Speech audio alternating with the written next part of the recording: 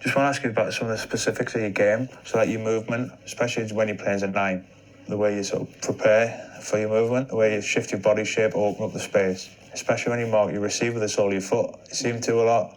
You often turn using the sole of your foot when someone's tight and then you're off. When did you learn some of that? How did you learn it? With the sole of my foot thing, when I was younger, everyone was bigger than me. So if I was controlling it, especially from behind, if I kept controlling it with my side foot, they just used to clap me every time.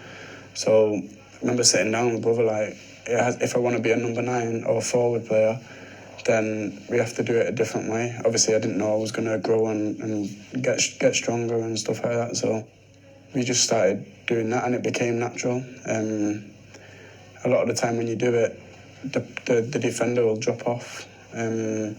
You see it with a lot of the foreign type players. As soon as they put the foot on the ball, the defender knows that he's in control of the ball, and it's difficult for them to put a challenge in now. And that's where it started, really. So just watching and analysing other players and what they do.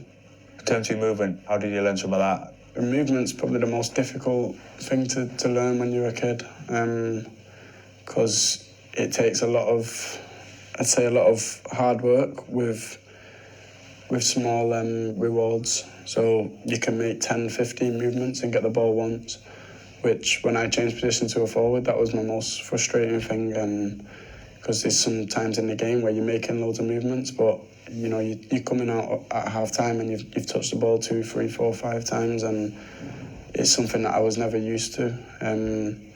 So the forward position requires a lot of discipline in your movement, but you can't stop. You have to be relentless with it. Just simple things like preparing your space before you make the movement.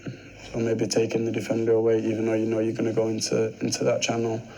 But it's all based off connections with the players. So, say for example, when Juan's on the ball, I never go too close to him. I prefer to pull away, let him have his space, and then I can make my movements into his space. Where someone like Jesse, if he's got the ball, you go close, and then you can link and change positions at the same time. So, it's just what you see in the time.